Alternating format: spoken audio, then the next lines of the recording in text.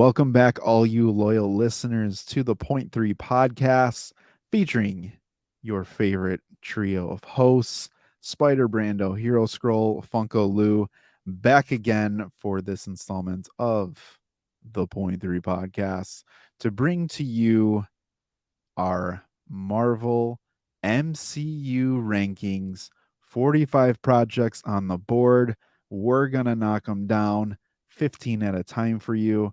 So if you're listening to this, come back next week because we're going to be dropping the next installment. But today, for this podcast and video, if you're watching on YouTube, we're going to be talking about 45 to 30, 15 projects. We're going to start bottom to top, and we are going to give you all of our thoughts, insights, and everything you need to know about what we believe here. So we each had I at least had a personal approach when it came to ranking these, mixed with a I don't know how to say that word. I can't. I'm trying to mix two words together. Critical? A critical cinematic experience standpoint as well. There's MCU's got a lot of highs, got a lot of lows. It does a lot of fun stuff, a lot of stuff that people don't like. So we tried to look at it from a overall personal standpoint on how we at the Point Three podcast felt about each project. Yeah, I think for most of us, or for all three of us, it was much more of a personal thing, how these movies made us feel.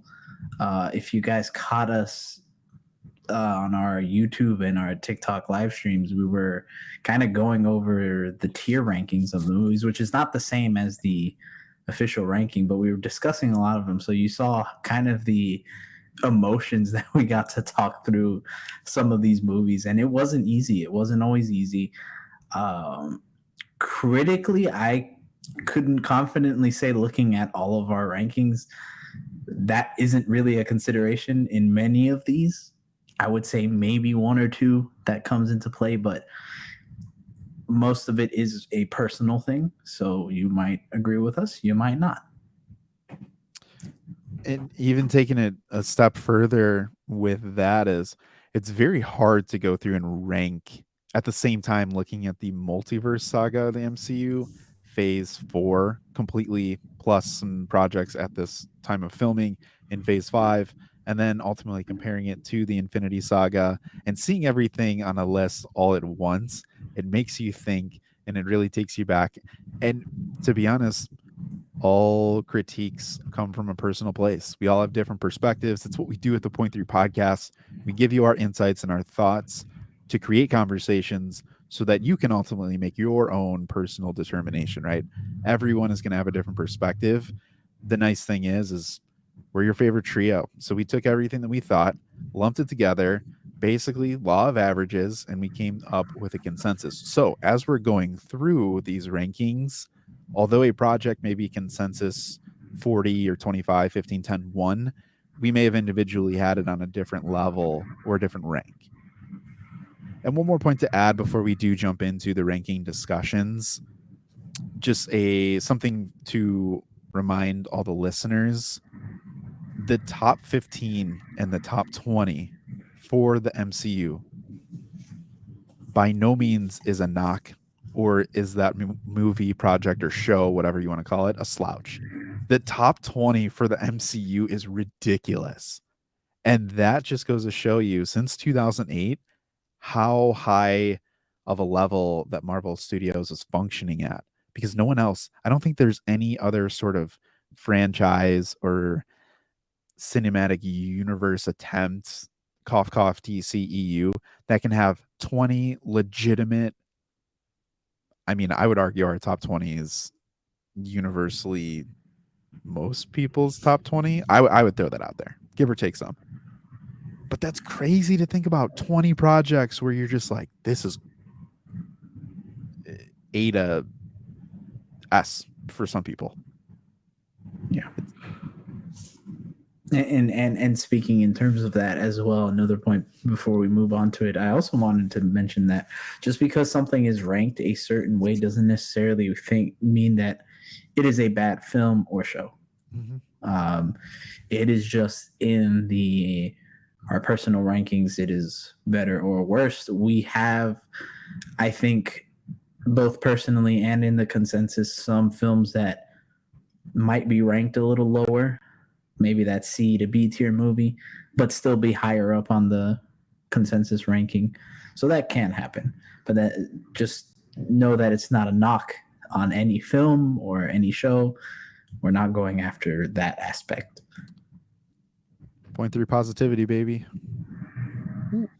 Yeah, that's gonna be That's another cool. hashtag. You're all like gonna see that soon. And if you really want to see it, subscribe to our YouTube channel, follow us on social media, and if you want more in-depth conversation to get inside the mind of the Point Three podcast and your favorite trio of hosts, join us on Discord, where we have community events, extra behind the scenes chats, share your collections, talk about maybe even some sports if you're in it. It's football season and it's about to be handcuffing season. It's getting cold out there, everyone. So grab your partner and watch or listen to the Point Three podcast.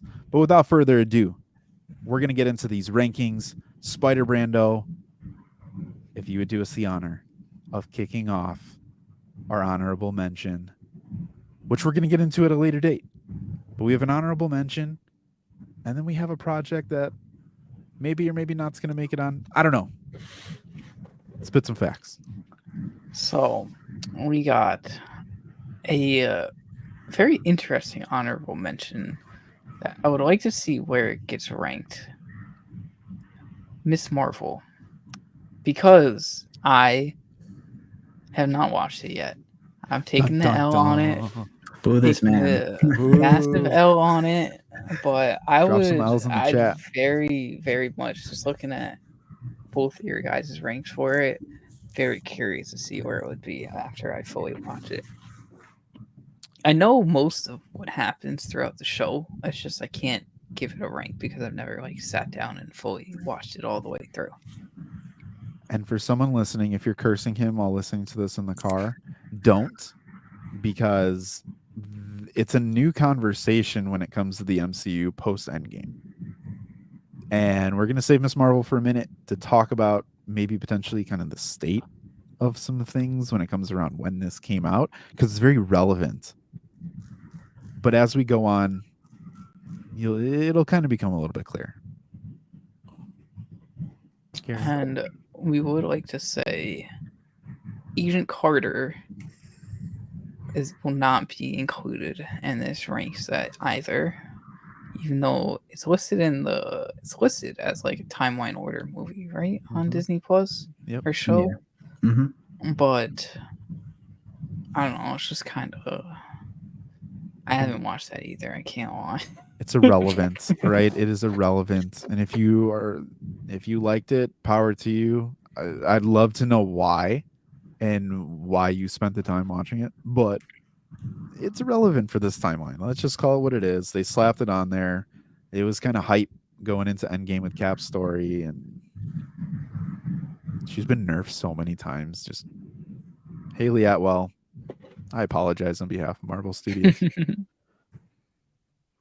It's not her fault. No. But number 43, I Am Groot. Spider Brando, it's fresh for you. I just watched season 2. What are your thoughts about it? So I watched I Am Groot while I was at the gym, and that's it's a perfect show to watch at the gym. Each episode is short enough to just watch in between your rest steps or just in between your rest sets. And as soon as the episode was over, I knew it was there. Did it have much value or do anything into the MCU that makes it impactful? Absolutely not. It's just there just to be just to be there and see what they could do with Groot. The visual effects were pretty cool. The animation and seeing Groot's world from his point of view was cool, but other than that, it had some funny moments. Like I think season two, no, season one had a cool project with Groot building a bomb. That was fun to watch. Um, but other than that, it was just like 30 minutes of I could get this back in my life. 100%. That's the consensus. Yeah. I don't think we need We to say all, anything on that. No, it just was. It just was. yeah, It It just was was. there. It was fun. it That's was it. there. Yeah. Hero Scroll. 42 is one that I feel bad about because personally, I think it should be higher, but I understand why it's not. For the Dark World, yes, officially in the point 0.3 consensus, the worst movie out of the MCU.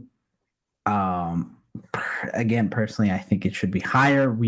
I did a rewatch of it during when we did our MCU trilogy episode, and I've gone on record saying that I think this movie's a few tweaks away from being pretty good.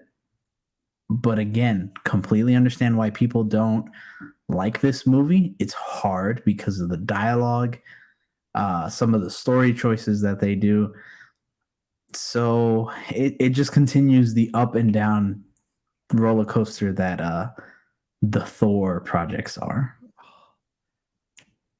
It gets a little bit better, but in scope, when I look at this from a saga level,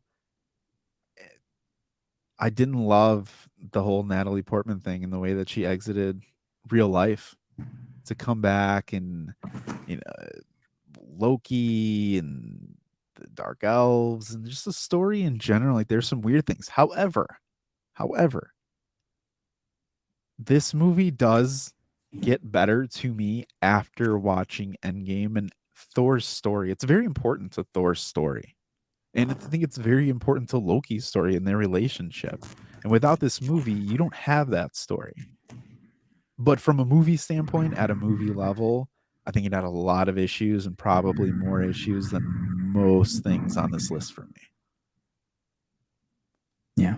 And to this day, I think it's the one that I still see people rag on the most. There's Would a you few say Ragnarok on the most? They might Ragnarok it a little Yeah, bit a too little bit. much, right? Okay. Fair enough.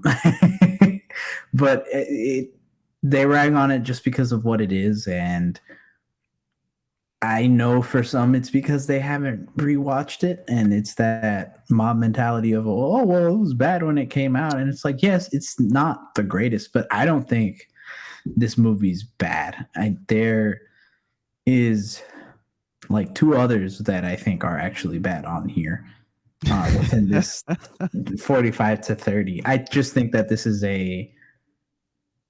it's just a product of the time and, kind of what it's a telling sign of what phase 2 kind of was. Fair enough. I think that's a good summary of it. Spider-Man, no thoughts? It had its moments, but it's just I felt like the villain and the plot was just pretty underdeveloped and too serious at times. But silly at the same time. it See was that? silly. It was. I was just gonna say it was silly, but it wasn't like Love and Thunder silly, which was just bad. It was MCU silly. But, yeah, I think one of its biggest sufferings was the MCU was still finding its way when it came out, and Yeah. it was just I don't know. I like Thor. I just wasn't too impressed with it. I don't think I watched this in theaters. I'm not gonna lie. I believe this is a show or this is a movie I watched on Blu-ray like a while after it came out.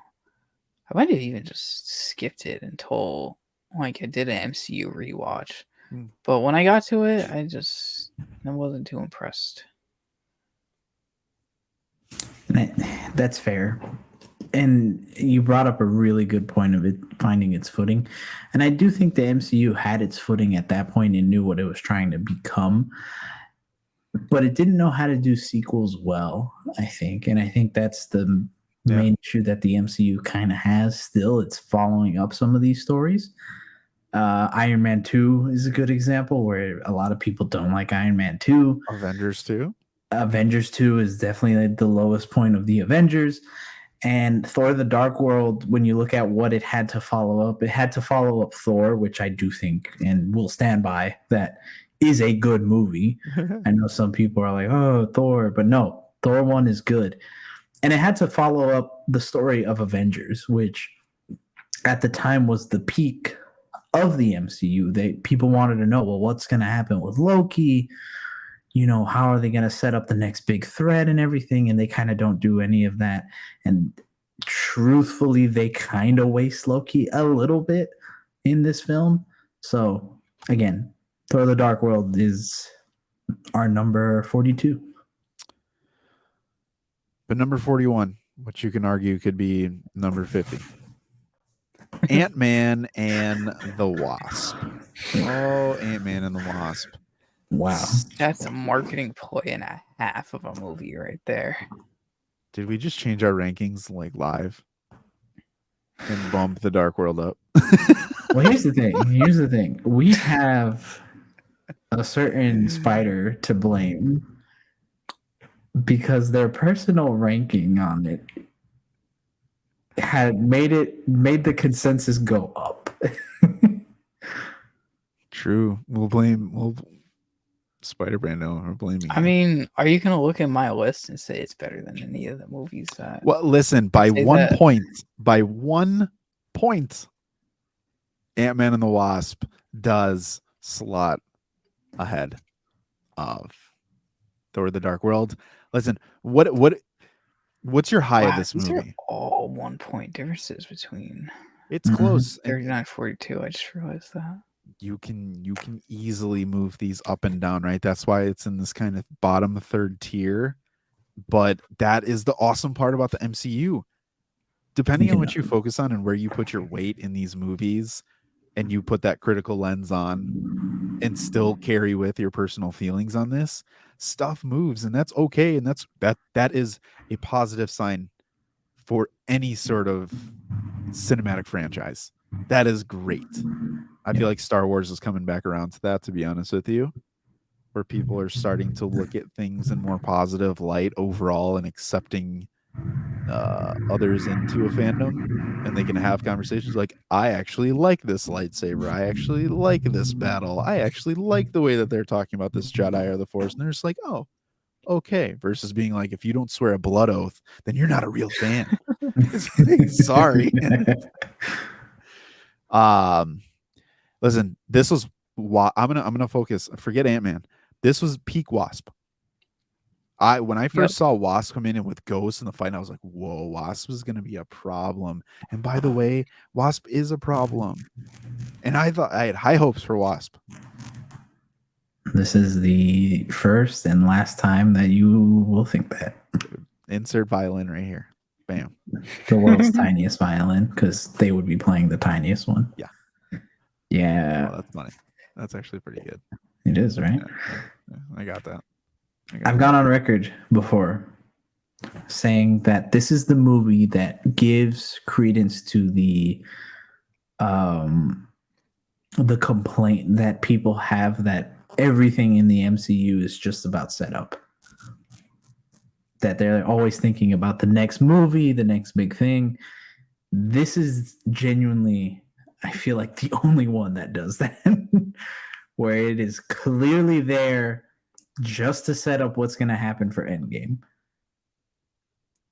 And yeah, to be honest, I can tell you the plot, but I can't tell you like the key moments in the plot. I can just tell you the ending because that's what matters.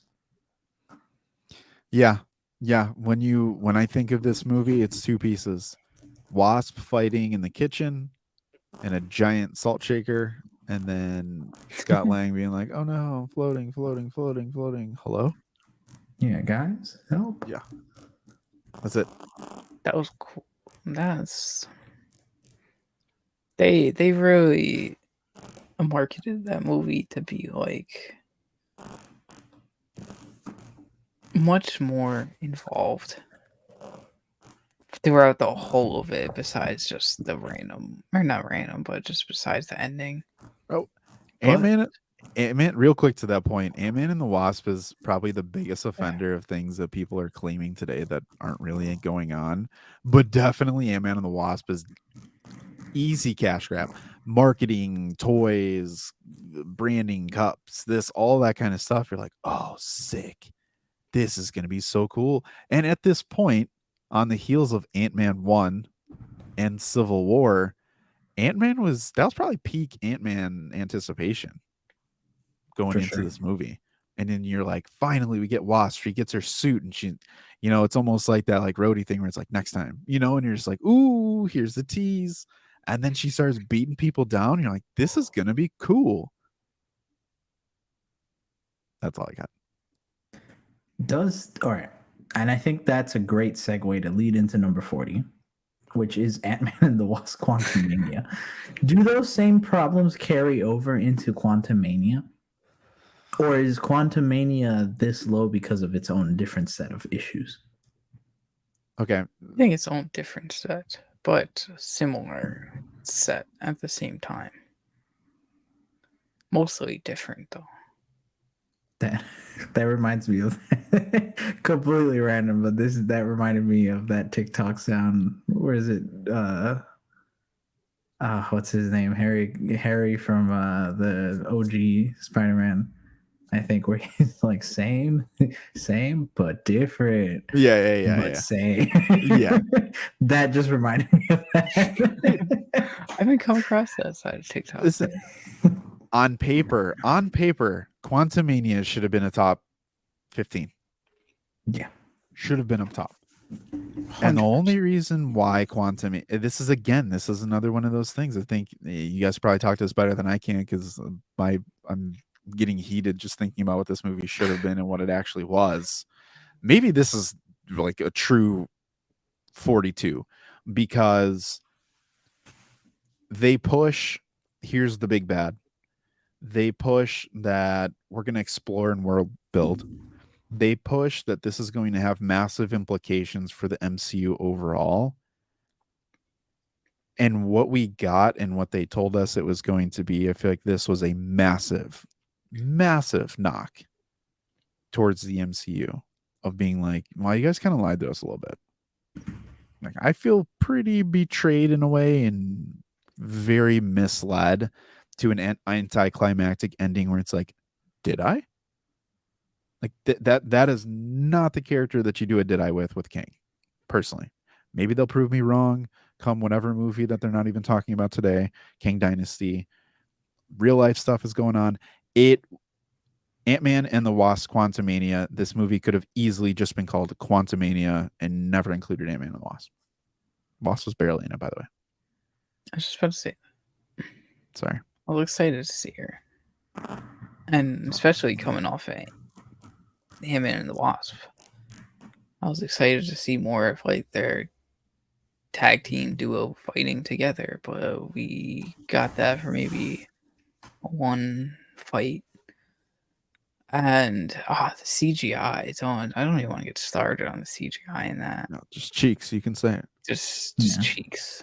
Like Flash level cheeks. I would say Flash is better than Quantumania. No. No, what? No? No. There's Dude, the Quantum Realm, I felt like I was looking at a 1D flat background where he's on a treadmill and they're like, we're walking. And I'm like, dog, first off, you don't look realistic. Nothing here looks realistic. And you stole half your scenes from Avatar. Where she's like, my ride's here. And it's like, oh, okay, she's part of the Na'vi now. Here we go. But I don't know.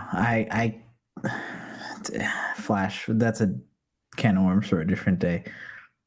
But you nailed it on the head with it's a bunch of lies, and it goes back to kind of the start of what got people chattering with the MC or with Quantumania.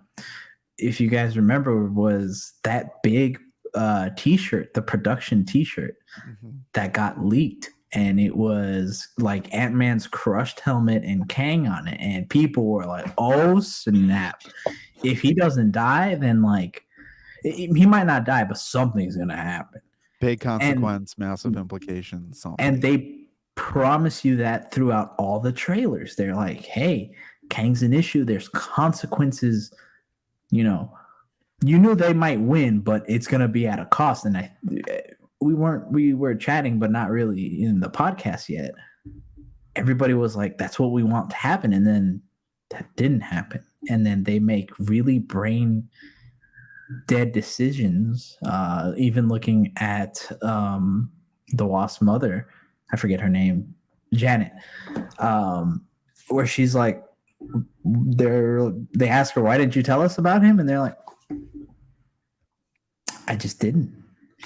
Dude, that What do pissed you me off so much. The and entire freaking movie. and even before that, she's like, "You did what to the quantum realm? No, we can't go in there." And they're like, "Why?" And she's like, "You can't You go in there. can't. Why? You just can't. You can't keep out. You just can't." And then you get there, and then she's like, "By the way, this is the dude I was banging for 4 years or whatever it was. This is the other guy I shacked up with. Oh my gosh, like he's such a problem." And they're like, "Why would you not tell us this? You would This think is that she something we would talk need to about know." a time conquering warlord. You would think she would talk about that. No, no, no, no. She didn't want Hope to know. Just she's been a bad quantum realm girl. Quantum realm girl. I may cut that out. I'm not sure. So, all right. But before we move on, Yeah. going back to that conversation of how this is so close with Ant-Man and the Wasp, what makes this better than Ant-Man and the Wasp, though? Kang. Villain. Okay, yeah. Yeah. It's that 0.3 consensus. That is that just. There you go. Oh, Oh, there you go. this is hot. This is There you hot. Yeah. On point. Yeah, the villain. The prospect and the magnitude of the weight of, I mean, let's be honest, Jonathan Majors, he's captivating. He Who Remains, there's the teaser. You want to be drawn in of like what are the implications of this? Listen, I've been on the record saying I'm okay that Scott did not die in this movie. Same. I think the fight at the end was whatever, but the fact that now as time goes on and you're like, that's Kang, but it's not necessarily King the Conqueror. And then you get a pretty awesome post-credit scene at a time when post-credit scenes are pretty bad in the MCU, which is wild to even think is possible. But somehow they did it, and they gave us hot dog stand level in trailers that had terrible audio. But Kang was the piece of this. And we didn't talk about it, but old Egghead, MODOK, I thought was, for me personally, I enjoyed what they did with MODOK because MODOK is so relevant and so large. I like that they went complete opposite and a departure to the point of where people weren't going to clamor for him any further. Make him Darren Cross, make him whatever it is, have him have his reveal, fine. But Kang, forget Cassie, forget Wasp, forget Ant-Man, forget Janet, Hank, time traveling ants that somehow are super advanced.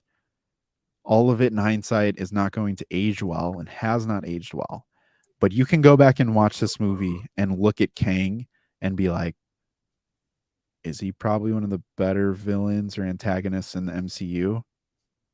I would say yes, especially in this top or bottom 15. Probably the best villain on this list almost, besides one. He is the one of the best villains for the first 3/4 of this movie.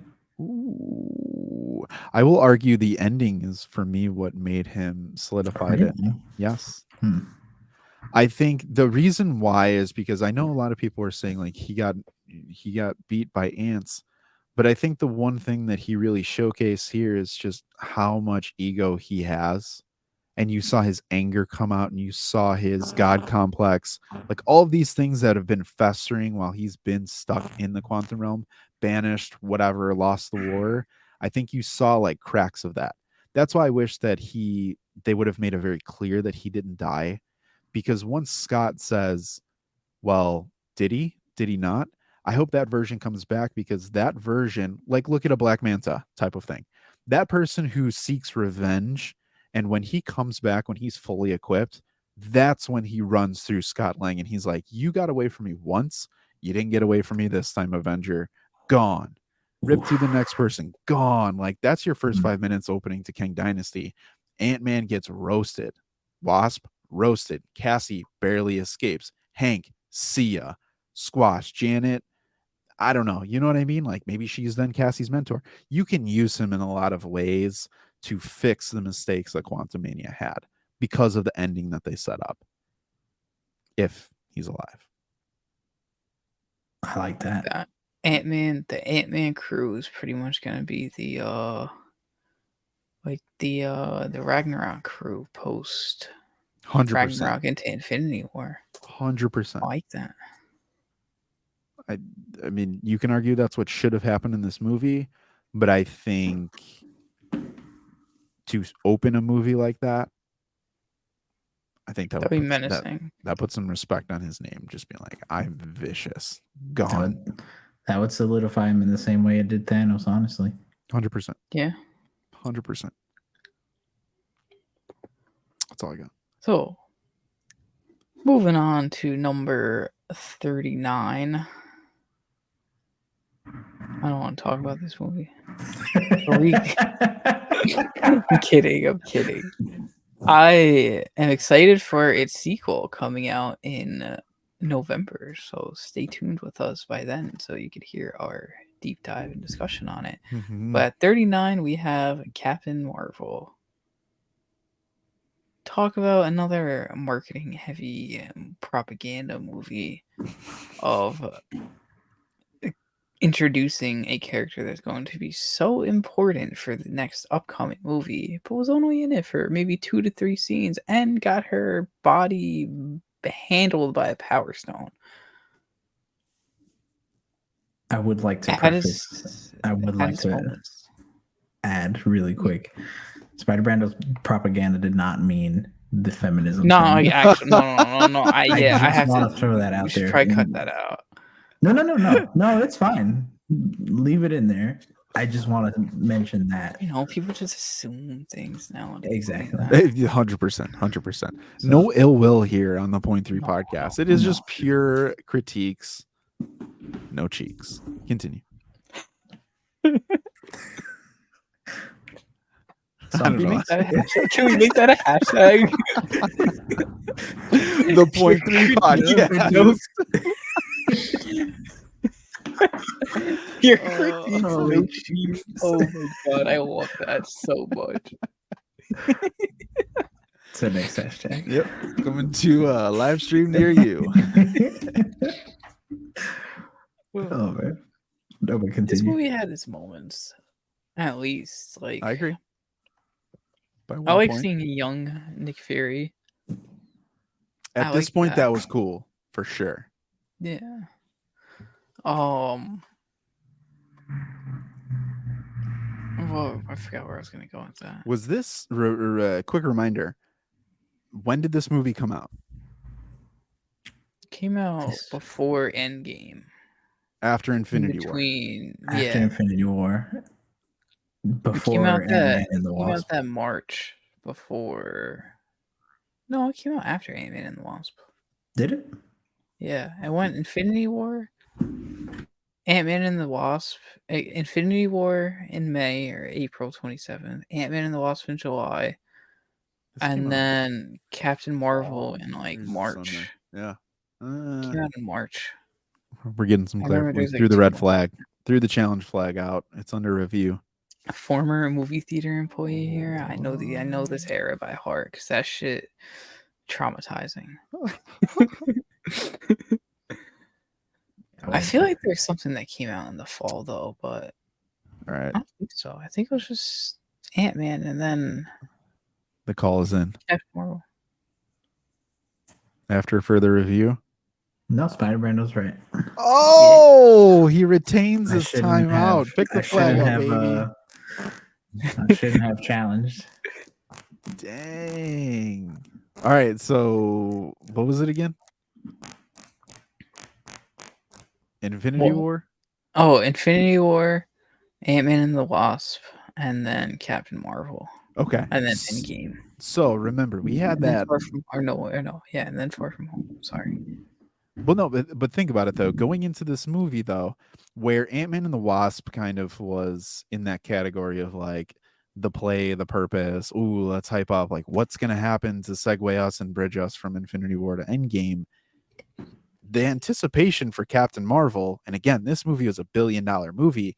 If you think about it, after this snap occurred, what did Nick Fury do? We had the beeper and you saw the logo, and people were like, gasp. What is going on? What's happening? So now you get a movie and you're like, that's Captain Marvel. And then the Captain Marvel's movie is coming out before Endgame. And you're like, I have to see this. Like, this is nuts. Like, Fury had the Avengers. We don't have the Avengers. Who does he call? Why have we never seen her before? Where were you when Loki invaded and all that kind of stuff? Like, why? There's so much mystery and intrigue surrounding this movie going into it. But then you get the movie and you're like, huh.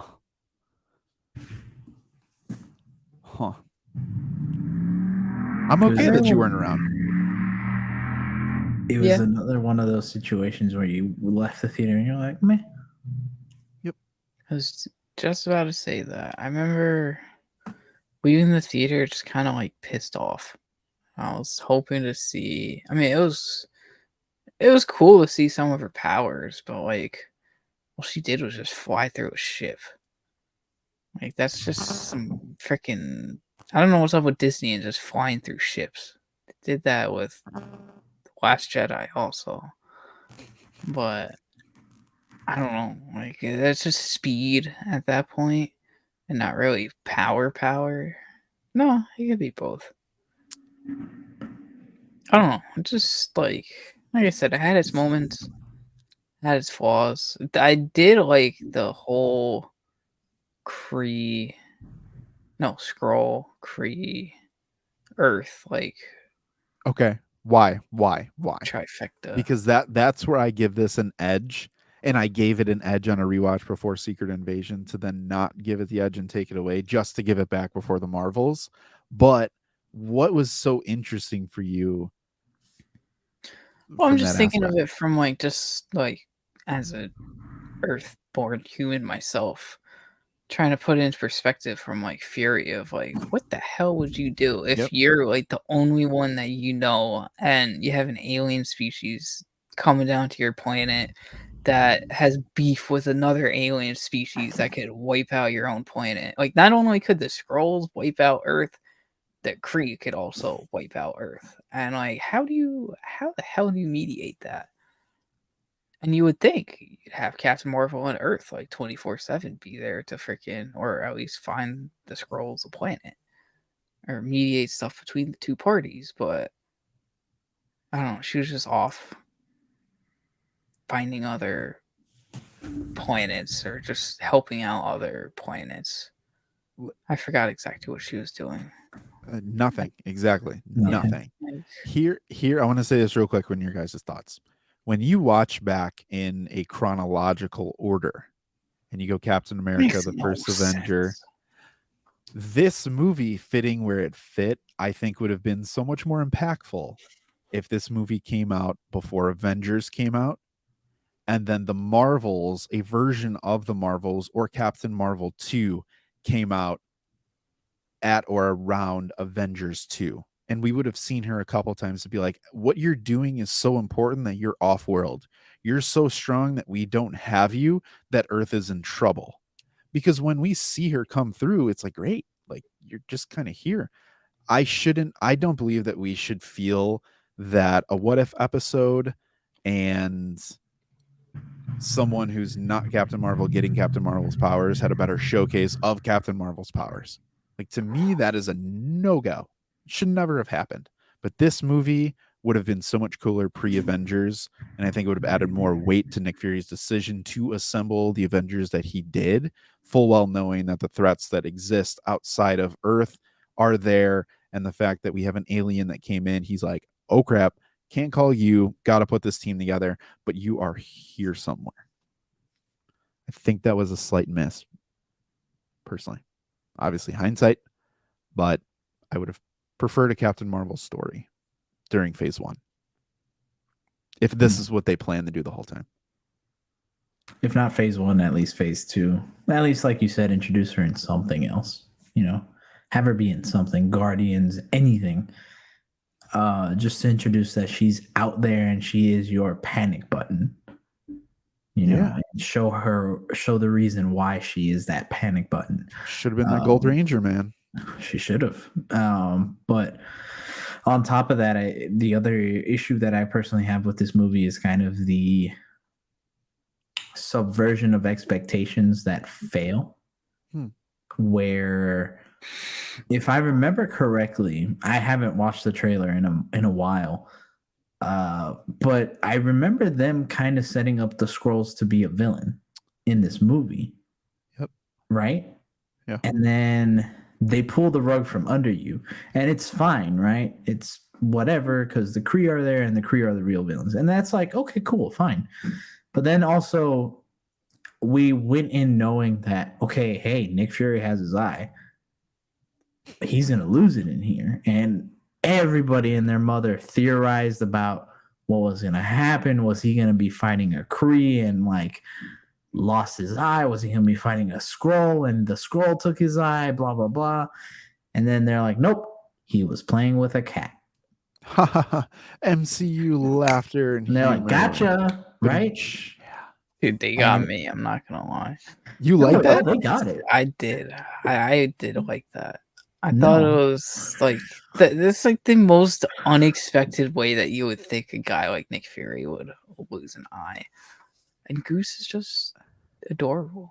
Goose is great, but to me, it's one of those things that if you're gonna subvert my expectations, it needs to be good.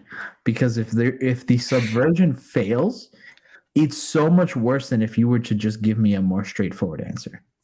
It's something you see all the time. If it was something that went away or was hidden or something like that, but like if you were to show someone Nick Fury now or go watch Winter Soldier and this guy's getting blasted by cop cars in his little Tahoe, you'd be like, oh, he's got an eye patch. Like, what happened to his eye? And he uses it often. You're like, what happened to his eye? And then he's like, Dog, I got scratched. And you're like, that's it? Like, no war story? No, like, no, I just got scratched by an alien cat. It makes that scene in Winter Soldier when he uses his other eye to scan himself in and he's like, you got to keep both eyes open. It makes that scene not as cool. Yeah, like, dog, you should have just dodged this cat. Like, this Goose's power ranking is like easily top 5 now. There's no stopping Goose. Yeah. Real quick, is this a movie for you guys that should have been top 20? Yeah. Oh, it should have. I didn't. I mean, I'm not too familiar with. I was never too familiar with the Captain Marvel lore before the movie came out, so I never really. You're making my point. I don't know.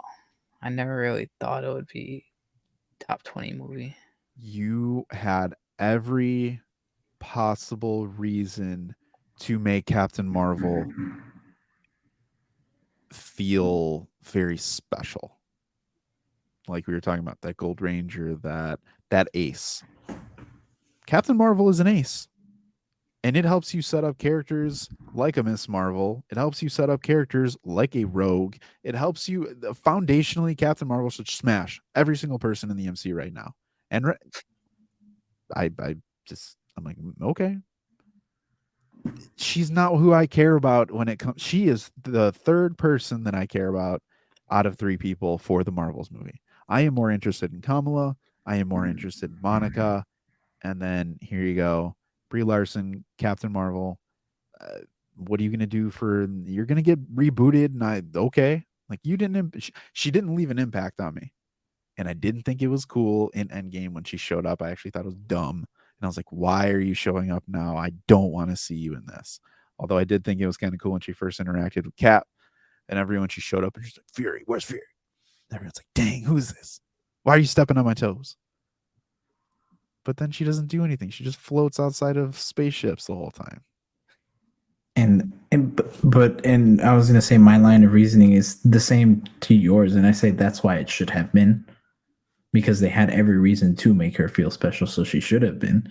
In the same way that Wonder Woman is an ace for DC. She should have been your Wonder Woman, you know? And I feel like unfairly, but it's just the lens that we have because of what happens in Endgame. It moves this movie even lower because of the way she's used in it. Yep, didn't stand the test of time. We spent a lot of time on that. We are moving on to 38. Thor, Love, and Thunder. Wow,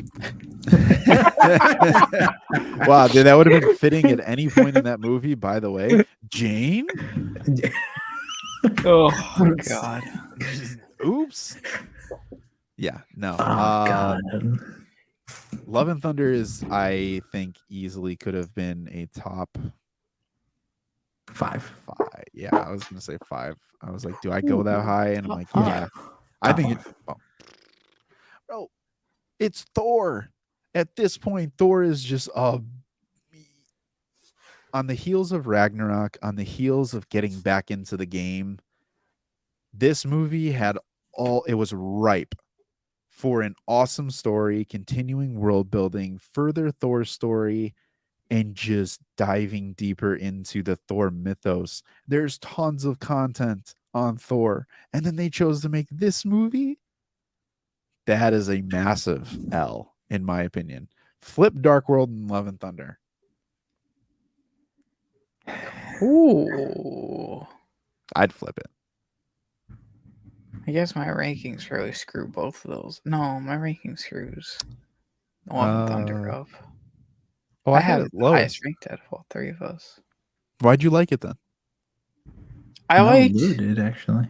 Or no, you're right. You're right. My bad. My Oh. bad. My bad. I was looking at Captain Marvel.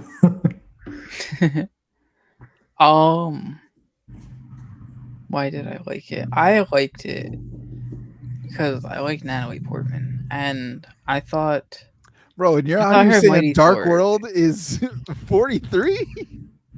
That's Yeah, like Natalie she Portman's was, best movie. was she Mighty Thor in Dark World? Okay, Did all she right. have You brought me Asgardian back. You armor brought me on? back. You Yeah. brought me back. You brought me back. Sorry, I jumped the I gun. thought that was pretty cool. I Agree. They did her story pretty well with the whole like needing to become a Thor to survive, and just kind of it was random, like how everything fell to just her becoming a Thor, but they kind of made it work. It was cool seeing New Asgard. We got to see a lot of that in this movie. I was always kind of wondering how, like, what the day to day was like, besides just seeing Thor playing Fortnite against New Master, in game. So that part was cool. Gore he should have rivaled Kang in like as being top 10 villains out of this whole like bottom tier list, or MCU list. But they just cut out too much, made it a little goofy. It was enjoyable, and that's kind of really all I have to say. You spent as much time talking about 3 pieces of this movie as they spent on the screen. Gore did not get enough time. New Asgard did not get enough time. Jane did not get enough time. Jane did not get enough time as Mighty Thor. Those were some of the probably the best aspects of this, and it felt very, very rushed, and it felt like Taika Waititi and team, they were assigned this movie, and he's like, okay, I'll do it, and he got a fat paycheck, and then he's like, see ya. And then somehow rumors come out that he's going to direct the next one, which would be terrible. But it just wrong hands had this one. Wrong hands. Yeah. It's crazy to think after how good Ragnarok was. And then this. It had everything going for it, honestly. It had the fact that it was writing off one of the best solo MCU films out there, in Thor Ragnarok. It had the through line of being like, oh, hey, the Guardians are in it. It had the story of Thor's redemption to continue. It had two of the best Thor costumes out there, easily. Facts. Yeah. Like, Big facts. take the helmet off. That suit is the gold, blue, black, perfect. And then the other one with the coat, one of the best. It had, as Spider Brando said, gore, which in theory should be a top five villain, top five, No top three brainer. villain. Played by And- Christian Bale? Played by, and here's the thing, and I want to put this out there. I still think what they did with Gore was really good. The time that he had, he Maximized. commanded and took the screen from everybody. Didn't matter.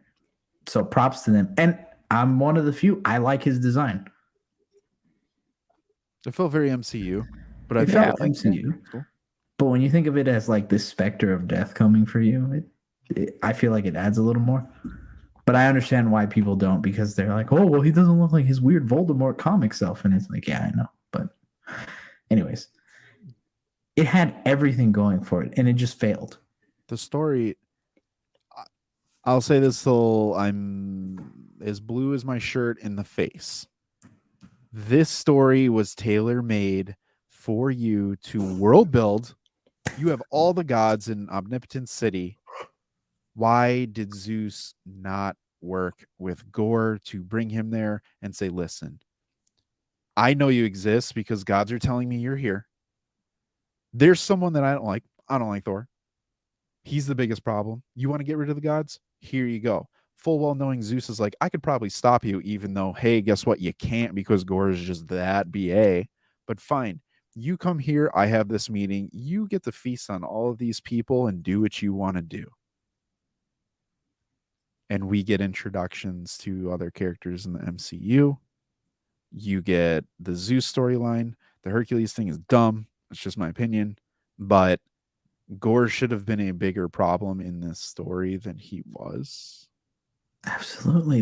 They had two tailor-made scenes for the film that they just gave up. They gave you the fight. They could have given you the fight with Sif after he murdered that one god.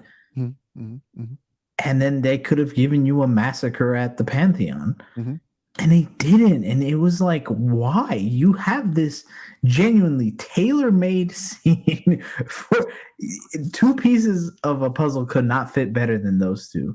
And you didn't do a single thing with it. And it's like, why? Why? You didn't world build, like you said. You didn't introduce us to Bast and giving us a Panther. I was just gonna say that. Imagine seeing them just being like, oh yeah, Bast is here, and the only reason they get away is because the Panther god helped them. And now you've just elevated Bast and you've solidified why Black Panther is one of your best characters out there.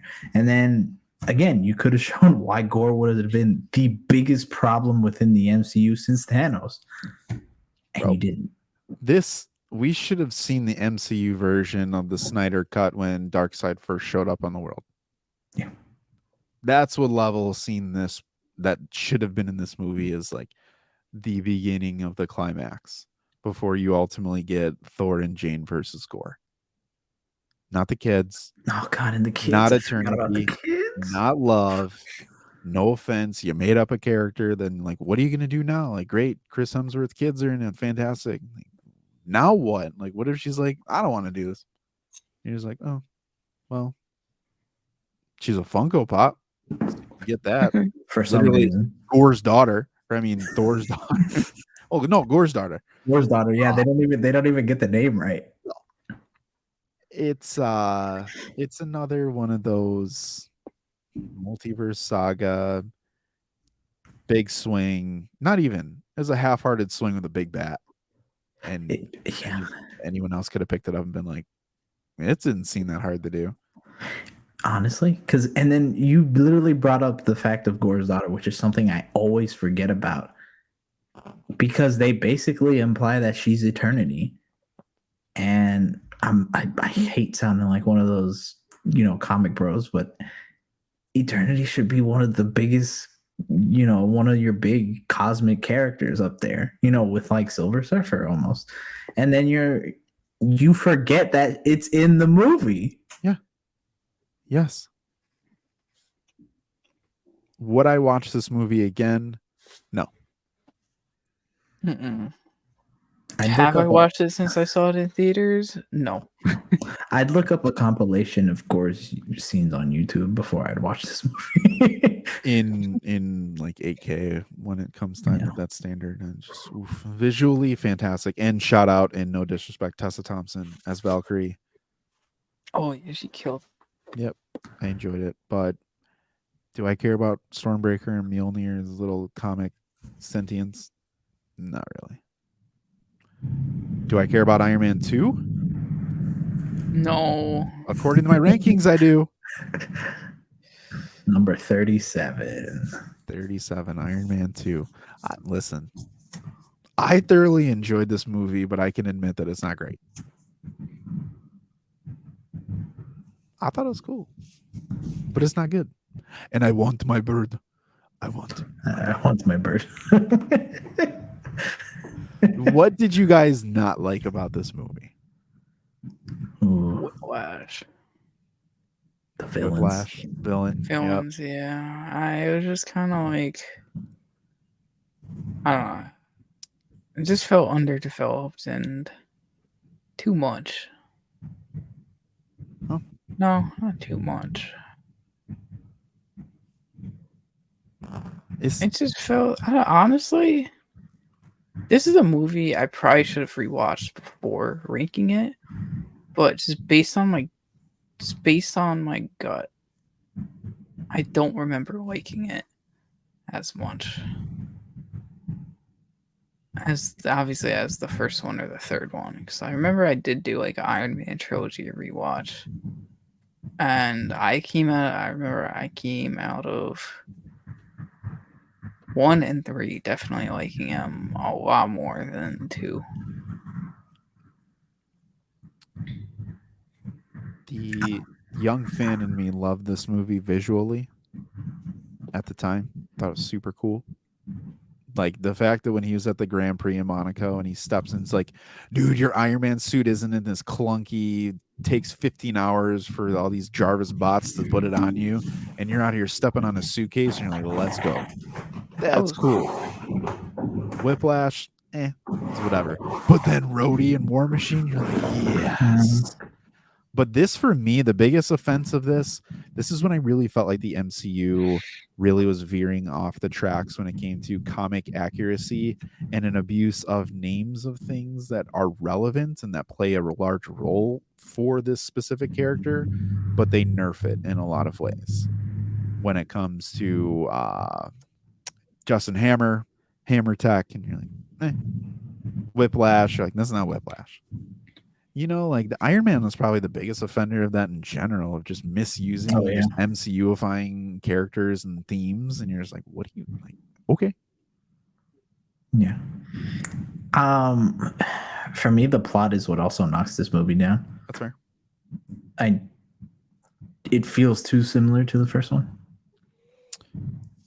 For me, at least, where it's kind of like I have your tech, but better. So question, did it feel like a continuation of one, or did it feel like one recreated with some different nuances in it? Yes. To both. I do feel like it is a continuation, but it's also just kind of the rinse and repeat. At least for me. I don't know why they always do that in the MCU. Like, an Iron Man villain is like, I want to be like you. Okay, like that works for like origin movies for the most part to get people on board, but when you continuously keep doing that, because by this is the second time we saw him, right? It went Iron Man 1, 2, and then his next appearance was Avengers. Yeah, didn't feel different enough for a second. There is something interesting to be had of someone wanting to take him down after he gets even more famous and tries to go right. They could have just done it a better way, where it's well, yeah, you were a weapons engineer, but people don't really know how bad you were. So I'm going to show people how bad you were. And I'm going to go after your fame, and I'm going to go after your name. And but he gave all that up. He gave it all up. But it's that the court of public opinion type thing, you know?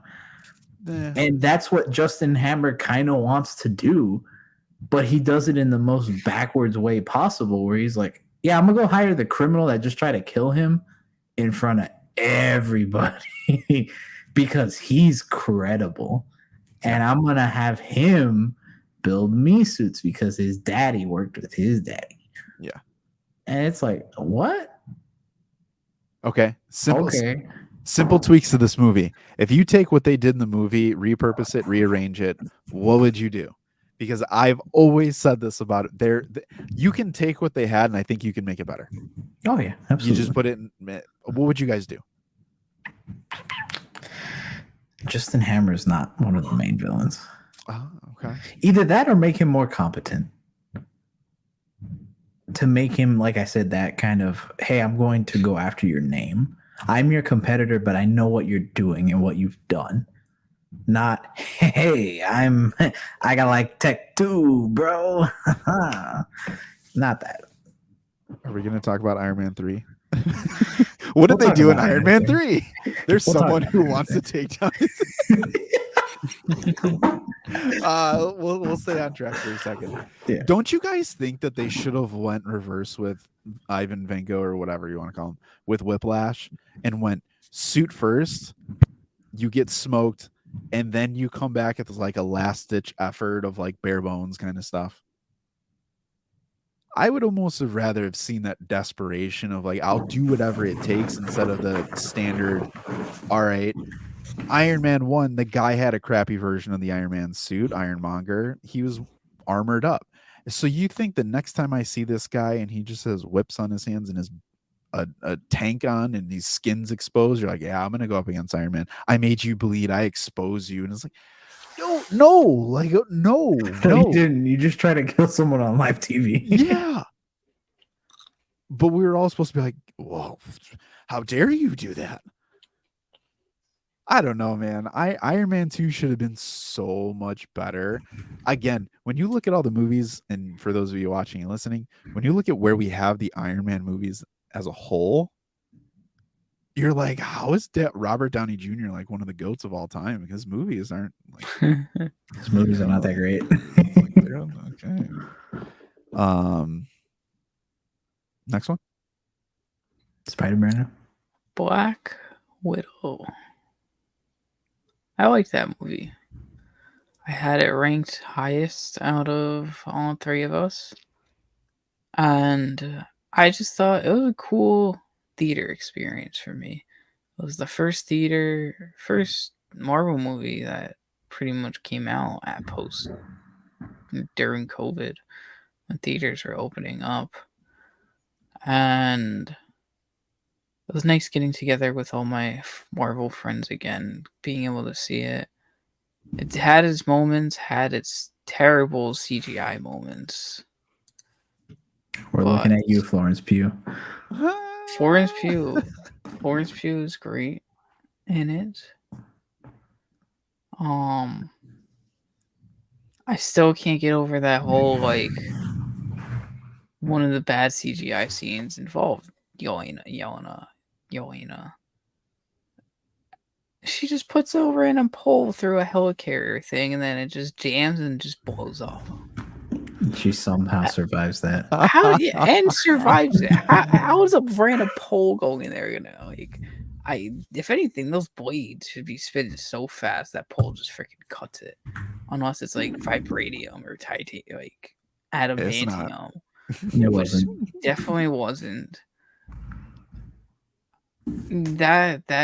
That ruined a lot of the movie for me. And the fact that everything fell like from that far into the sky, just right onto the land, and not much was like burnt up, or actually no, that's a lie. There's a lot that was burnt up and like debris out. I don't know. It was cool seeing Natasha's story and learning more about her relationship with her sister. But was it necessary? No. Should it have come out between Civil War or whatever other movies it should have came out between? Yes. That's all I gotta say about it. I was gonna say, would this movie coming out the way it did, let's say that this movie, same exact thing, if it came out before Infinity War, would this change anything? Would it change the way you would feel your ranking towards it?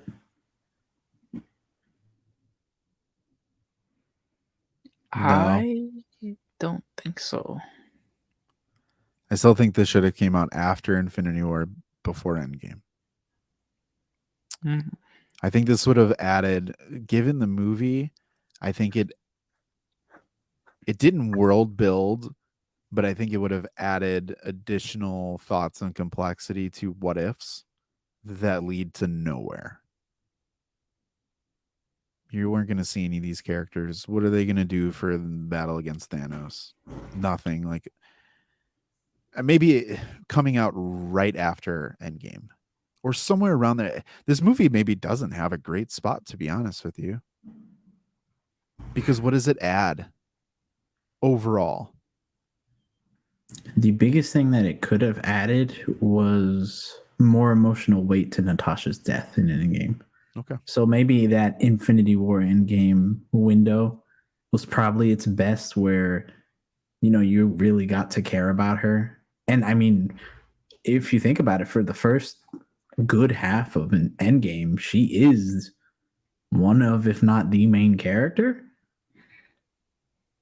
And then they kill her, and it's a death that's supposed to bring weight. And I remember when I saw it in the theaters and she died, I was like, oh, okay. I Yeah. was like, all right. I But I was like, feel like really? if they maybe brought this out after or before, I'm sorry, it maybe would have added a little more. It would have been like, it would have stung a little bit. Yeah, but the only thing that throws a wrench into this is Hawkeye. Because yes, you have Natasha's backstory in Avengers 1. You get the Red Room flashback, how she kind of gets her stuff, Dracov's daughter, all whatever. And you get the relationship with the Hulk in Avengers 2. And her story was peppered throughout the Avengers movies, it seems, right? But then the one thing that should have hit a lot more that didn't hit a lot, in my opinion, was the relationship between her and Hawkeye. But I feel like you can't address this to bridge that gap without having Hawkeye and the Ronin aspect of things. And that's where I feel like this movie and Hawkeye, they should have been more in terms of catapulting beloved characters, OG characters, but they really didn't, and they were mistimed. That sums up perfectly what's wrong with Black Widow. Yeah. It should have came to me. I think it would have been cool to see it come out where Captain Marvel came out. Got a nice story about Natasha, and then boom, dead. Next movie. Whew. That would have cut the heartstrings. Yeah. Because, yeah, she did have a pretty I mean, I was seeing her sit in, Avengers HQ like she is, still working the way she is and all that. Like, we could go into it at a different time. I just think cinematically the production would have to be different. But you have your issue of Yelena. You have your issue of the Widows. You have your issue of the Red Room. I mean, there's still some answers. Taskmaster, who we didn't talk about. Like, still, Taskmaster is a massive issue now. Yeah. Which Red will Guardian. be Red Guardian's not so much. I feel like he's just one of those you could just have out there for fun. I thought he was hilarious. Yeah, he was good, but I don't think I have an issue with him. I would say Taskmaster is more your big, like, the big egregious, like, misfire for this movie for a lot of people. And I think even me, Taskmaster just wasn't used as much as, she could have been. And I for one don't think that the gender change mattered. I don't think it wasn't. I don't think that was the point of contention. It was more so the use of the character, this mindless drone, instead of being a true assassin that knows everybody or can pick up anything. Dude. They were not taking notes from the Spider-Man Taskmaster, Spider-Man PS4 Taskmaster. No. I hope in the future that there's one thing that they learn is two things that they learn. One, when you have a character who has a mask, you keep that character and you use your technology when everyone complains about AI. You need to alter a voice so that you can continue this character, find someone who can fit in the suit, and you carry this character through multi films. Gore should be a multi film character. Kang obviously should be and is a multi film character. Taskmaster should never go away. So number 35, the second Disney Plus show to come out, The Falcon and the Winter Soldier. What for you guys, what's your problem with this one? Why is it ranking as low as it is? Another case of the villain issue that Midnight forgot what the villain group was called. The Flag Smashers? The Flag Smashers, yeah. It's not even a memorable name. I just didn't like how they were portrayed. It just felt like a drag. The action was good, I will say that. It had its good moments. I like seeing Sam learning to become Cap. But I was hoping for more of like the Winter Soldier, more of like a cool Bucky. I get he was kind of deprogrammed and learning back like regular life and stuff. But there wasn't that much like Bucky Winter Soldier in it. He's in the title of the show.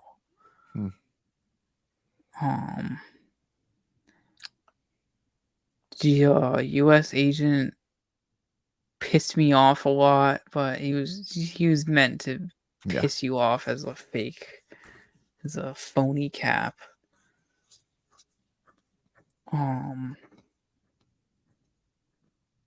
don't know. I definitely want to rewatch it, but I did not like it as much as I liked WandaVision when I watched it or when it was coming out.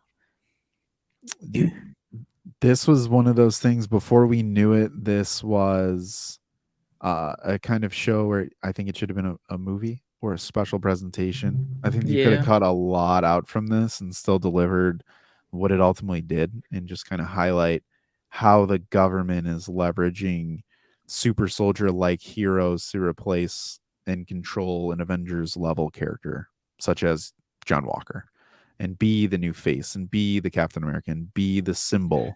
I like how they played that and portrayed that of like Cap Shield, what it means to each Sam and Bucky, how they're still trying to find their footing in this post blip world.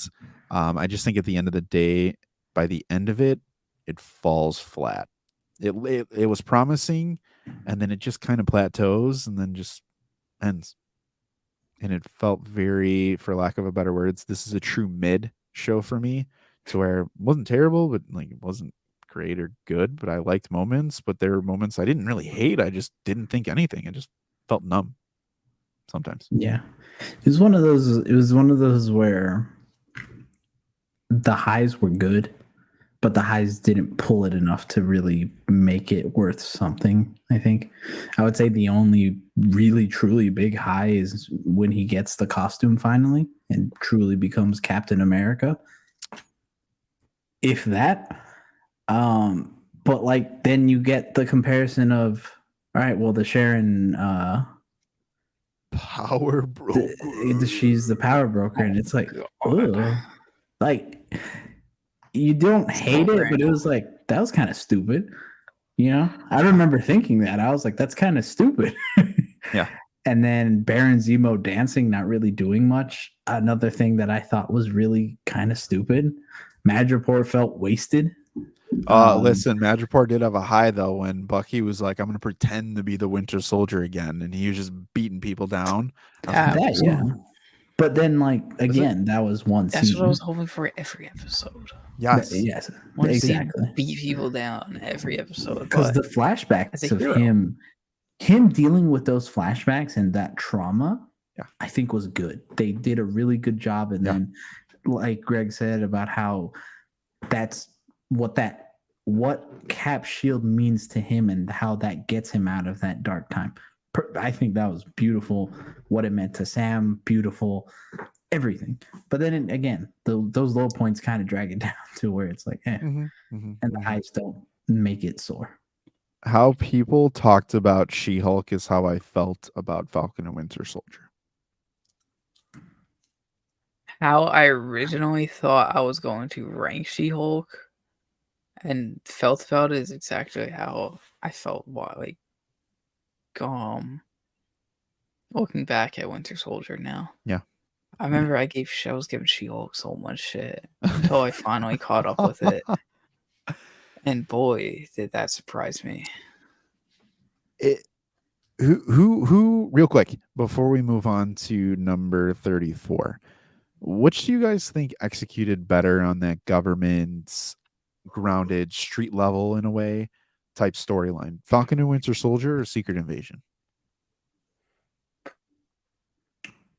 Overall, I don't know. They both didn't really do much. I'm not gonna lie. yeah, it's hard. I'd say Falcon and the Winter Soldier, and then you would think that would make it go higher than where it is. But I feel like the stuff that Secret Invasion did right, it did right. Yep. And this one, the things it did right, but it wasn't like we kind of mentioned, it didn't really pull it up enough. Real quick, Falcon, the best way I can sum this up is Falcon and the Winter Soldier should have been Disney Plus's blueprint for what a Smash Mouth type of Disney Plus show should have been. Action, action, action, action, action through the wall. I mean, they started hot. They did. Him versus Batroc, massive W for Falcon. Massive. All action, no filler. That's it. Yeah. But it felt more filler, right? There was like at least 2 or 3 episodes that you could have erased completely from the show. Dude, Battlestar. 100%. They should have went more accurate with this one. Sorry. They should have pulled a little bit more from the comics than they did. Should have been an underground super soldier fight club where Bucky just starts messing people up for 30 minutes. And then let's move on to be like, oh my gosh, the power broker is actually a really bad dude. Oh, wait, he knows Wilson Fisk. Oh, wait, guess what? The crime syndicates post Blip are nuts. And the street level characters are something to be reckoned with. Like, that is a big deal. They know someone called Patch? Yeah. Dude, oh, snap. They didn't do that. No, you can name drop all day. You don't have to show anybody, but just name drop all these characters and don't give us Madripoor if you're not going to include Wolverine. Anyways, 34, Iron Man 3. The second highest Iron Man film. Man, I hate on this movie. And maybe unfairly. I rewatched it and I do think that I gave it a little too much flack, but at the same time I don't know. This is one of those that I remember leaving the theater being kind of like, and this was when I was younger. I was probably like mid-teens at that time. Kind of, well, okay. That was a movie. I was hyped. Wait. Before you say your part, I just want to throw this out here, and I can't talk about this movie too much. I was hyped for Mandarin. They flopped. Looking back on it in hindsight, I appreciate Tony's journey, and I look at this as another stepping stone on Tony's journey. Outside of that, I do not care for this movie, but Tony's story carries a lot of weight for me in this, in terms of why I like him or love him so much as a character in the MCU. But egregious that they did not have a true Mandarin in this movie. Terrible. Never forgive. Never forget. Never forgive. Never forget. Never forgive. Never forget. Never forget. No, we want to forget that there wasn't a real Mandarin. This movie, I think he said it best with Tony's mental health portrayal. I think was very, very well handled of someone that has to juggle so much going on between their personal life and not so personal life that everyone knows about, and saving the world. I remember watching this. Every time I talk about this movie, I always bring up when I rewatched it, and when I was in school, I had just transferred schools and was at a pretty low point. And just watching it and kind of seeing the whole mental health messaging helped out a lot, and like made me kind of understand or appreciate it more so than Iron Man 2 or some other movies on here. But have I watched it ever since or really care about it? Not really. That's fair. They made questionable decisions in this. They hyped Yeah. up, and man, all those suits.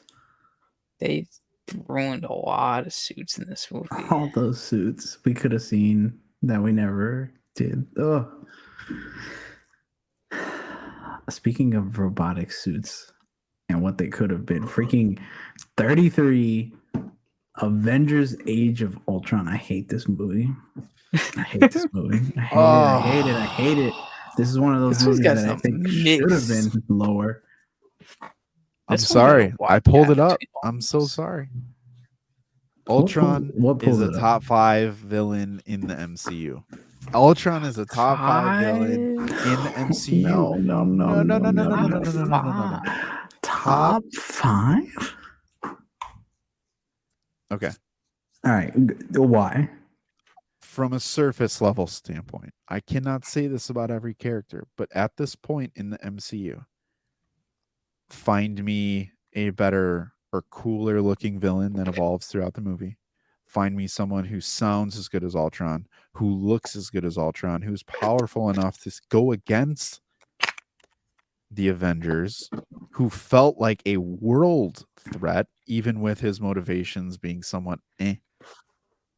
But ultimately, I think Ultron was a very cool monkey wrench that was thrown into help rattle the foundations of who the Avengers were as a team. And Ultron himself and his motivations and what he did, I ultimately think was a lesser version of what Zemo ultimately did for the Avengers to break them up in Civil War.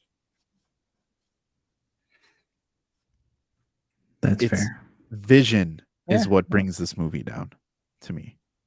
The execution and the creation of Vision hurts this more so than anything I think Age of Ultron did. Because ultimately, as Vision ages in this cinematic universe, the worse he gets. And who did he nerf? Ultron. He destroyed Ultron. He put himself above Ultron. Everyone looked at Vision as like what Ultron should have been from a body standpoint. All that other stuff, like Vision was built up to be who he was supposed to take over. That's why when I say what if, when you look at what if and you're like, man, Ultron was sick in what if, that's Avengers Endgame Ultron. That's what he would have been. I want That's to put some fair. respect on this movie now.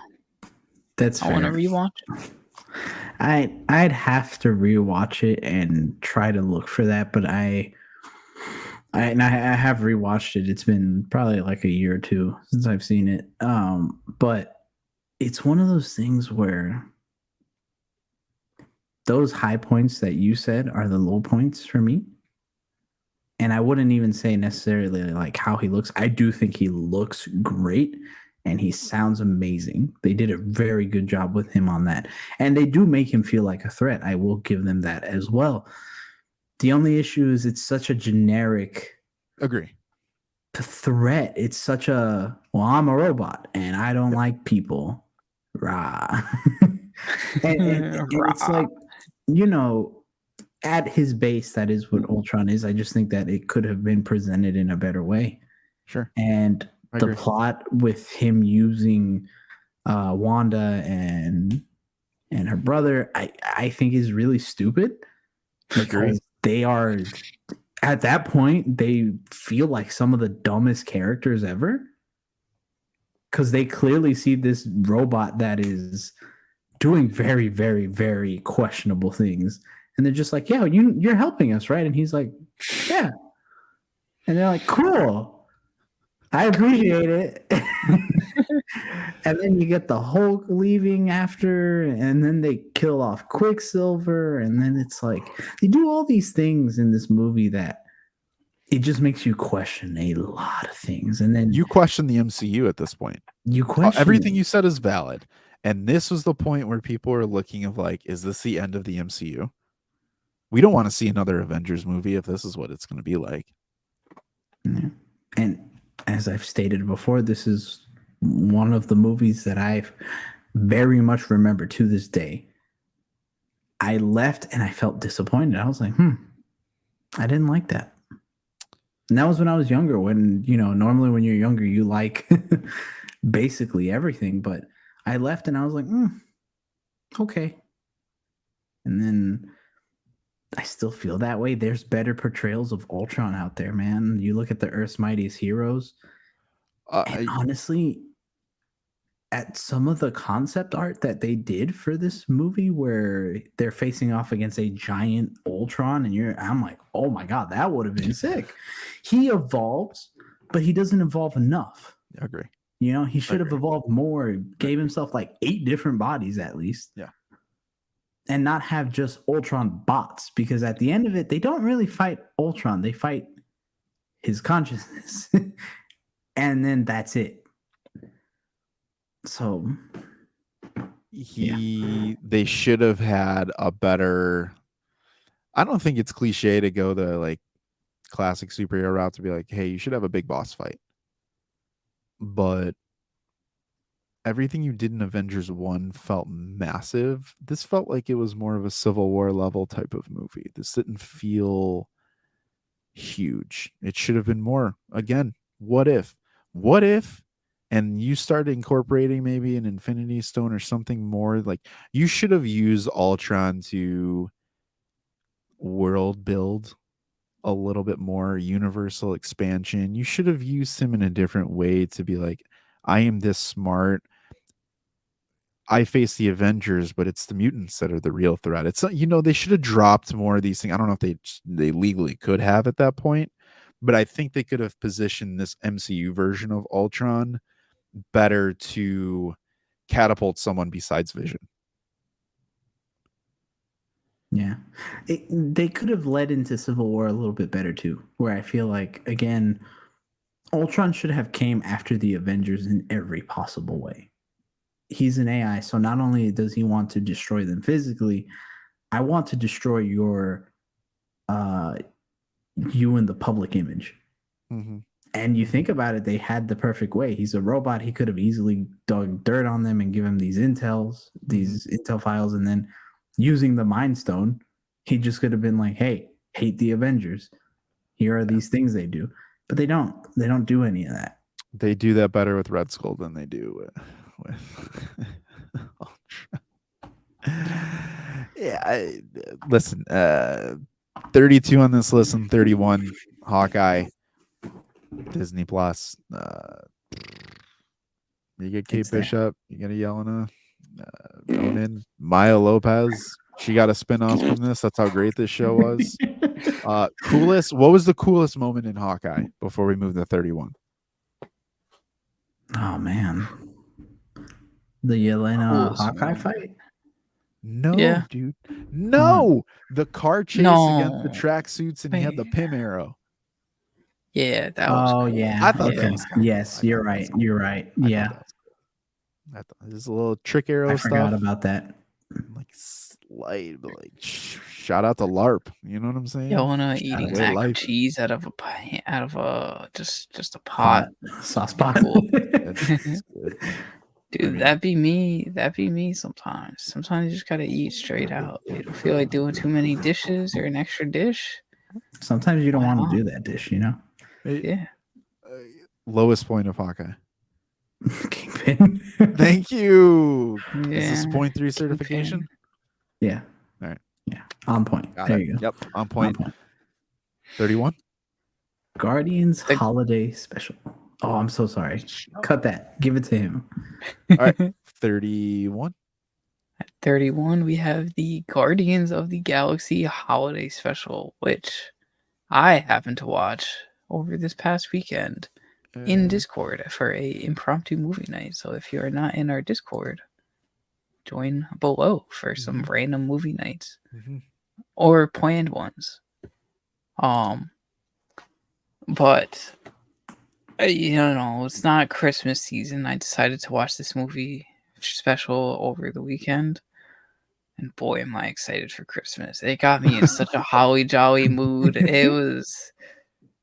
It made me so happy just watching it and seeing it. It honestly made me appreciate Guardians 3 a lot more now that I saw like the whole like what Mantis and Drax did for Quill, or at least what they thought they were trying to do for Quill to give him a good Christmas. Just it made me so happy. I don't like Hallmark Christmas movies, but any other Christmas movie I'm down for. And this just had it checked off all my boxes. Very well and it was said. Guardians. I love Guardians, so just seeing it after Guardians 3, like I said, made me appreciate that whole crew and team way, way more.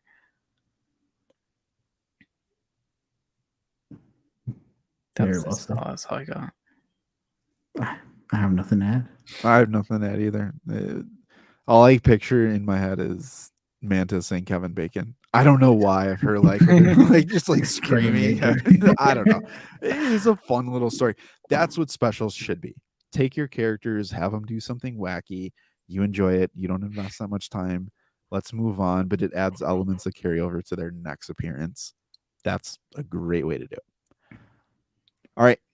Our final of the 15, coming in at number 30, we have What If, highly ranked across multiple platforms. A lot of good feedback. For those of you that haven't watched it, you probably haven't because it's animated. So you're thinking, what did this connect to? At this point, nothing.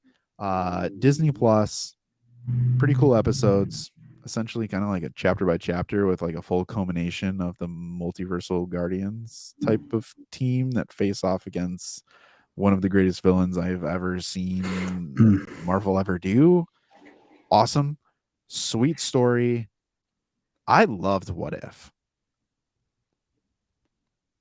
The rankings do not justify how I feel about this show. It's what Marvel did with it, which is nothing, that puts it where it's at for me. 100%. This is one of those shows that, man, it came out. This was a weekly thing. And I remember very much waking up, and the first thing I would do is watch What If, because I'm like, man, that's how excited I was. I was like, man, the first episode kind of starts off in like the safest way possible, the way they just do Captain Carter. And it's not a bad episode, but it's just Captain America if it was Captain Carter. There's like no difference. Episodes 2 all the way through the end, they go off the rails and they give you these completely different stories with completely different versions of characters. It's great. I mean, I remember people hating it online, but I personally love it. But in episode 2, when T'Challa's Star-Lord, and he just talks to Thanos, and he's like, "Yeah, that plan was kind of stupid, wasn't it?" And he was like, "Yeah, you're right." And people were like, "What? That just invalidates everything." And it's like, no, it didn't. It's a what if. It's a what if that didn't happen. Yeah. The Marvel Zombies was fun. That was probably my least. One. That was probably my least. The episode I was least looking forward to, but surprised me the most with what they did. It was fun. The Avengers one, the Hank Pym. Oh my god, I love that one. Dude, that one made like any thought of when we were talking about Ant-Man and the Wasp, the first thing I think of is like, what could they have been? I'm like, please. I always say to people, like, why don't you like Ant-Man and the Wasp? I'm like, please go watch the episode 3 of What If. Hank Pym as Yellow Jacket, and I will show you how much of a problem Yellow Jacket and Ant-Man and Wasp are. Yeah. And then could be. And then like Lou said, man, Infinity Ultron. Oh, I love Infinity Ultron. One of the best villains. The minute that he hears the Watcher, and he's like, and he looks at, he's like, "Who said that?" And the Watcher's like, "Oh my god!" And he's Dude, like, "No, I heard you. Wait, say it again." I remember watching. It's like 5:30 in the morning, 6 in the morning when that happened, and I God stood up and I was like, "No, no." That was a moment when that happened. He's like, Yeah. And I was like, "Dude, you just zap Thanos in half?" And you're like, "Yoink, nah, take that." And this feels good. And I'm like, bam, planet, bam, planet, bam. I have nothing else to do. And then he's like, I see you. I love it. And then when the Watcher comes down, finally starts laying the hands on him. I'm like, Yeah. "Yo, this is sick." Yeah. I love What If. What If is so much fun. I do wish they did more with it. And I, like you said, that's what puts it at number 30. But if they gave a better follow up, guarantee that it would be higher up. Even if they gave a follow up solely with Strange. Strange would have been Oh okay. yeah, dude, that Strange episode was so good. Oh, That that was was the fun. one. That was my favorite besides the finale. About Strange. What do they call him? Is it not Dark Strange? Strange? Supreme Strange. I thought it's either Strange Supreme. I think it's Strange Supreme. Where's my Funko? Because I remember there was like the thought of him. Because then we saw Multiverse of Madness, and you see Shumagorath, you see his character, like all of these things, and there's these references. I will throw this out here while we're looking this up in Doctor Strange Supreme. Doctor Strange Supreme. Red card reviewed. Yeah. Yep. Real quick. They had an opportunity to expand the MCU through animation using the same voice actors, whether they were great at it or not. Shout out Sebastian Stan for falling into the not category. But you have if the DCU sorry, if the DCU leverages animation in a proper way to further build their stories in a fun way and carry over these characters, we will look back at What If and say this is a massively missed opportunity to essentially double what you did in the Infinity Saga through one phase. You should have done it, personally. You should have done it. You should have carried it over. I don't care what it would have been. You should have seen it, leveraged it in Multiverse of Madness. Simple. Just simple things like this, man. Just simple things that they should have done to make everything tie in and feel more impactful. Perfect. Big miss. Sorry. Big miss. It's the frustrating part about being a fan of the MCU, in my opinion. 100%. Like, we've literally talked about a list of all these things we loved and the things that we didn't like. And they're simple asks, in my opinion. They're simple asks. Still give us the deep things that come with it, but at the same time, it's a superhero show or movie. It's a superhero project. If I wanted that, I'm going to flip on Netflix or Amazon Prime and watch something that's going to make me cry, make me in my feels, and then I can just look over at my wife and be like, wow, I'm changed. That's not what I'm looking at the MCU. Absolutely not. Not at all. Closer? But we have bright things ahead of us. We got through arguably the worst movies or projects in the MCU. And catch us next week for part 2, going through 30 through 15, 29. Oh, 29. Catch us next week going through 29 through 16. Is that it, right? Maybe we did an extra one. 15. What? No, it's 29 through 15. No, 29 through 16. Yeah, these are. Yeah. So 29 through 16. So where we get into the low but not lowest MCU range, and there's some. I think this is gonna be a crazy area of where we might get canceled. Yeah, this mid-range. Definitely check in to see why we have these rankings where we have them, because of course they're really good reasons. So we'll see you in the next one.